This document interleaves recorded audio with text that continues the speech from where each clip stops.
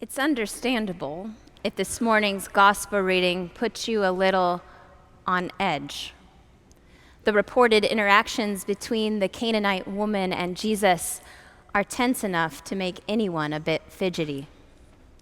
Personally, I couldn't help but imagine how well the content of this encounter between the Canaanite woman and Jesus must have equipped the tabloid journalists and gossip specialists in the ancient world with an array of riveting headlines.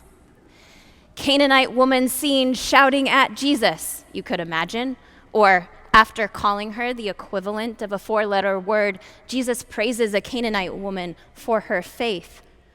Or how about, from a distance, Jesus miraculously heals a Canaanite woman's demon-possessed daughter. For the reasons these headlines highlight and more, the story of Jesus and the Canaanite woman has and would have had legitimate shock value. It's just an audacious story, really. The Oxford Dictionary gives the word audacious two meanings. One, showing a willingness to take surprisingly bold risks, and two, a significant lack of respect. Check. This story is audacious on both accounts of the definition. Jesus and the Canaanite woman, edgy and audacious, each in their own way. Matthew cues readers into the social and historical tensions animating their encounter fairly swiftly. From the beginning, we hear that Jesus left his hometown in Nazareth for the region of Tyre and Sidon. This was Gentile territory, occupied predominantly by those who were not Jewish. There, Jesus was an outsider. Upon seeing him on her home turf, however, Matthew reports that a Canaanite woman from the region began shouting at him, "Have mercy on me, O Lord, Son of David. A demon severely oppresses my daughter," she cries. Likely aware of all the historical tensions, land grabs, and genocide between her people and Jesus's, the Canaanite woman still comes in hot, audacious. She deliberately uses a respectful title for the Jewish Messiah, but the matter at hand is urgent. So she shouts. And Jesus' response to her is silence. He does not respond. She, however, continues to shout. Understandable. That's what people do when they are desperate, when they are scared, when they need attention, when they don't know what else to do. The disciples did not take well to her shouting, however. Also understandable. In my experience, most people don't like to be shouted at. So they asked Jesus to send the Canaanite woman away. But at some point, in the stillness of his silence, Jesus consents to the encounter. He speaks to the woman, and he articulates a boundary. "I was only sent to the lost sheep of Israel," he says. This makes sense. As a member of a minoritized community threatened by assimilation on the one hand and irrelevance on the other, Jesus had a clarity about preferencing God's chosen people, the Jews.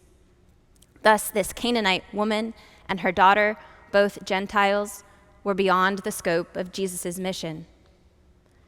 But this woman, this mother, pays Jesus' boundary no heed. She takes a risk, another audacious one. The disciples tried to send her away, but she came nearer still. Kneeling before Jesus, she asks him to help her again. In response to her humble request, Jesus answered, "It's not fair to take the children's food and throw it to the dogs." Surprisingly, and with a significant lack of respect, Jesus insults the woman. But quickly she quips back, "Yes, Lord, yet even the dogs eat the crumbs that fall from their master's table." Interestingly, this woman, this mother, does not fight Jesus' characterization of her. She knows her people's complicity in the complicated and sordid history her people and his people share, and so she does not get defensive. Instead, the Canaanite woman contests Jesus' own understanding of himself. She calls him to more. She calls his mercy wider. She calls his power greater. She calls him to be more fully who he is, as a self in relationship to a God of abundant love and abundant mercy. She calls him to remember that the bread he has to give was first of all a gift given to the Jews, but sourced from the one who created and cares for all living things. The audacity of her persistence and her insistence that she was not outside God's provision is credited to her as faith. "Woman," Jesus told her, "great is your faith." And her daughter was healed instantly. Indeed, the audacious behavior of Jesus and the Canaanite woman is meant to surprise listeners, meant to take listeners to the edge of what is expected, meant to cause us to have to face something just beyond ourselves. In the substance of encounter, bodies are susceptible to and capable of being affected by the imaging of God in and through the neighbor. Could it be that the fullness of God, who found it pleasing to dwell in the particular person of Jesus, encountered the God that was also imaged in and by and through the particularity of this woman? By the end of Matthew's gospel, the disciples who were sent to the lost sheep of Israel are explicitly sent to all people. The encounter between Jesus and the woman from Tyre and Sidon transformed both their worlds. In the story, we don't just encounter an audacious Jesus or an audacious mother seeking healing for her daughter. We encounter the very substance of an audacious God, a God of encounter, a God who is always working to meet us in love, a God who is always working to meet us in mercy, a God who is always offering us the hope of new life together in the guise of our neighbor and in the face of our enemies. In his 1958 sermon, note that year, 1958, in his 1958 sermon entitled "The Third Component," Howard Washington Thurman said that the experience of the relationship between two subjects is crucial to existence. Without the vital element of the third component, Thurman states, we cannot find a way of life that is worth living.